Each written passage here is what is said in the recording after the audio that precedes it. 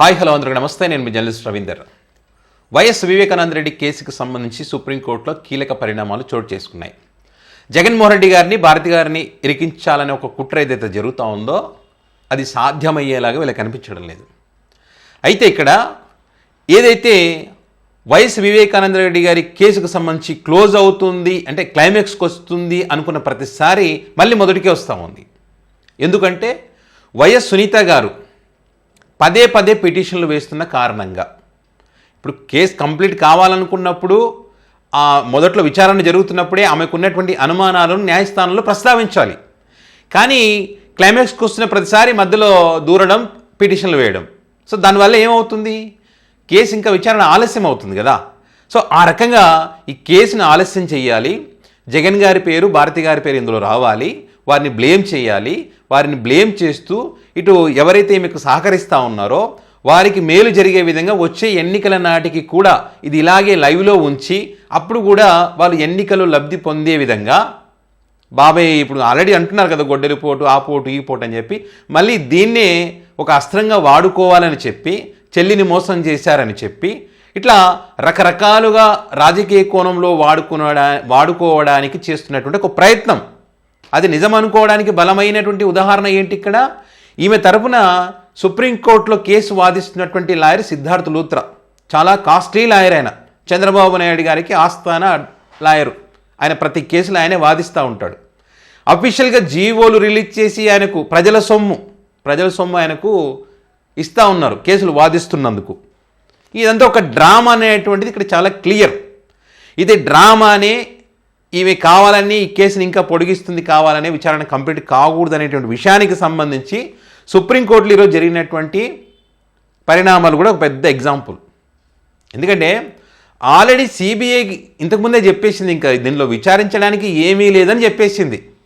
అయినప్పటికీ కూడా కోర్టుకు వెళ్ళి నేను సంతృప్తి చెందలేదు, నాకు ఇంకా విచారణ జరగాలి అని చెప్పి ఆమె అనేక అంశాలను కోర్టులో ప్రస్తావిస్తే, అంటే ఎండింగ్కి వచ్చిన దశలో ఈమె మధ్యలో పోయి పిటిషన్ వేస్తే సరే అని చెప్పి ఆమె చెప్పినటువంటి అన్ని విషయాలు కాదని చెప్పి కొన్ని షరతులు విధించి మళ్ళీ విచారణ చేయమని చెప్పింది. దానితో కూడా ఇప్పుడు ఏదైతే సిబిఐ కోర్టు ఇచ్చినటువంటి ఆర్డర్స్ కూడా ఆమెకు నచ్చలేదు. సుప్రీంకోర్టుకి వెళ్ళింది. మళ్ళీ సుప్రీంకోర్టులో మళ్ళీ విచారణ చేస్తే సుప్రీంకోర్టుకి చిరాకు వస్తుంది కదా, వీళ్ళు ఇష్టం వచ్చినట్టుగా ఆటలాడుతూ పోతుంటే. సుప్రీంకోర్టు ఈరోజు అదే చెప్పింది, ఎంతకాలమని ఈ కేసును దర్యాప్తు చేయాలి, ఎందుకని పదే పదే పిటిషన్లు వేస్తూ ఉన్నారు. ఇలా పిటిషన్లు వేస్తూ పోతే ఇది 10 సంవత్సరాల తర్వాత కూడా ఈ కేసుకు ముగింపు అనేది రాదు. అంటే మళ్ళీ మీరు ఏమన్నా మినీ ట్రయల్ ఏమైనా కోరుకుంటున్నారా, అసలు మీ ఉద్దేశం ఏమిటి? దానితో పాటు ఇక్కడ సిబిఐ కోర్టును అడిగింది, ఎందుకు ఇంకా ఈ కేసులో ఇంకేమైనా మీరు విచారణ చేయాల్సినటువంటి అవసరం ఏమైనా ఉందా, ఎవరినైనా కస్టడీలోకి తీసుకోవాలా, సో ఇంకా వేరే కోణంలో ఏమైనా విచారణ చేయాల్సినటువంటి అవసరం ఉందా, ఉంటే కనుక దాన్ని మీరు చెప్పేదాన్ని బట్టి మేము కూడా ఒక నిర్ణయం తీసుకుంటాం, ఈ కేసు క్లోజ్ చేయడమా లేకపోతే మళ్ళీ విచారణ చేయడమా. ఇప్పుడు ఏదైతే ఆమె సునీత గారు ఈ బెయిల్ రద్దు చేయాలని చెప్పి ఏదైతే కోరుకుంటున్నారో ఆ బెయిల్ రద్దుకు సంబంధించి కానీ ఇట్లా అనేక అంశాలకు మేము పరిగణలోకి ఈ అంశాలను పరిశీలించి ఒక నిర్ణయం తీసుకోవడానికి అవకాశం ఉంటుందని చెప్పి సిబిఐని అడిగితే, సిబిఐ అధికారులు కూడా పై అధికారిని అడిగిన తర్వాత అది అధికారికంగా మీకు అన్ని వివరాలను మీకు అందజేస్తామని చెప్పి దానికి 2 వారాల గడువు అంటే ఫిబ్రవరి 5కు వాయిదా కోరడం జరిగింది. ఇక్కడ విచిత్రం ఏమిటంటే ఆల్రెడీ సిబిఐ క్లియర్గా చెప్పేసింది వివేక కేసుకు సంబంధించి క్లోజ్ అయింది ఇంతవరకు అని చెప్పి. ఏమైనా న్యాయస్థానం ఏదైనా ఉండి మీరు ఈ రకంగా విచారణ చెయ్యండి అని చెప్తే విచారణ చేస్తామని చెప్పింది. సో ఆ విచారణ పూర్తయిన దాంట్లో సునీత గారికి కావాల్సినటువంటి అంశాలు లేవు. ఆమె కోరిక ఏంటి, జగన్మోహన్ రెడ్డి గారిని ఇరికించాలి, భారతి గారిని ఇరికించాలి, ఆమె ఎవరెవరైతే అనుకుందో వాళ్ళని ఇరికించాలి. అది సాధ్యం కాలేదు కాబట్టి ఇంకా ముందుకు పోవాలంటే ఏం చేయాలి, దీన్ని ఇంకా ఆపుతూనే ఉండాలి, పిటిషన్ వేస్తూనే ఉండాలి, ఇంక ఇది కొనసాగుతూనే ఉండాలి. అది క్లియర్గా కనిపిస్తూ ఉంది కదా. ఫోన్ కాల్స్ ఆధారంగా విచారణ చేయాలి, జగన్ గారు ఎన్ని గంటలకు ఫోన్ చేశారు, భారతి గారు ఎందుకు ఫోన్ చేశారు ఇదన్నప్పుడు ఆల్రెడీ న్యాయస్థానం చెప్పింది, అమ్మా ఎవరైనా చనిపోయినప్పుడు ఖచ్చితంగా బంధువులు అన్న తర్వాత ఏం జరిగింది, ఎప్పుడు చనిపోయారు అనే వివరాలను ఖచ్చితంగా ఫోన్ చేసి అడుగుతారు. ఇంత మాత్రాన దానిలో కుట్ర ఉంది అనుకోవడానికి అవసరం లేదు కదా.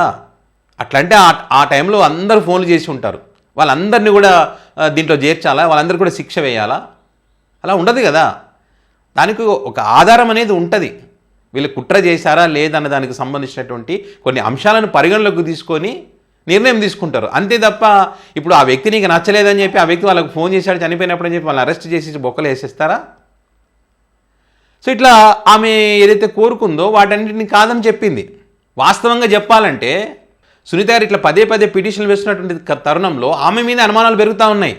అసలు విచారించాల్సింది వేరే వాళ్ళని కాదు, విచారించాల్సింది సునీత గారి భర్తని. వీళ్ళపైన విచారణ చేయాలి. ఎందుకంటే ఇక్కడ కుట్ర కోణం అనేది కనిపిస్తూ ఉంది క్లియర్గా.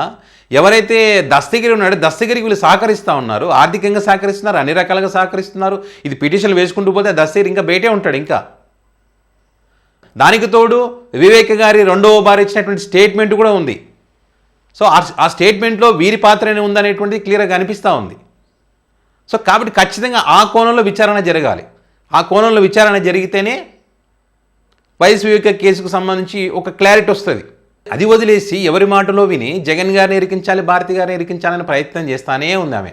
ఎన్నిసార్లు ఈమె ప్రయత్నం చేసినా కూడా కోర్టులో మరి కనిపిస్తూ ఉంది కదా, మనం చెప్పడం కాదు, కోర్టులో చాలా క్లియర్గా చెప్తా ఉన్నారు కదా, వారి ప్రమేయం లేదు, వారి పేరు ప్రస్తావించాల్సిన అవసరమూ లేదని చెప్పి.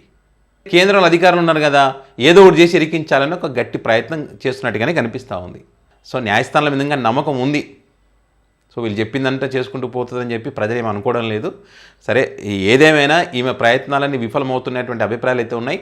ఫైనల్గా ఫిబ్రవరి 5వ తారీఖున మరి ఎలాంటి నివేదికను మరి సిబిఐ ఇస్తుందని చూడాలి. ఎందుకంటే ఆల్రెడీ విచారణ కంప్లీట్ అయిందని చెప్పిన తర్వాత ఇంకా ముందుకు పోతుందనేటువంటి ముందుకు పోయేటువంటి అవకాశాలు అయితే కనిపించడం లేదు. న్యాయ నిపుణులు కూడా అదే చెప్తా ఉన్నారు. ఇది ఇంకా ఇక్కడితో ఆగిపోతుంది కానీ ఆమె సునీత ఏదో ప్రయత్నం చేస్తూ ఉంది కానీ ఆమె కోరినట్టుగా జరిగేటువంటి అవకాశం ఉండదు అని చెప్పి. సో చూద్దాం ఏం జరుగుతున్నది. సో మరి దీనికి సంబంధించి మీ అభిప్రాయాన్ని కామెంట్ రూపంలో పెట్టగలరు.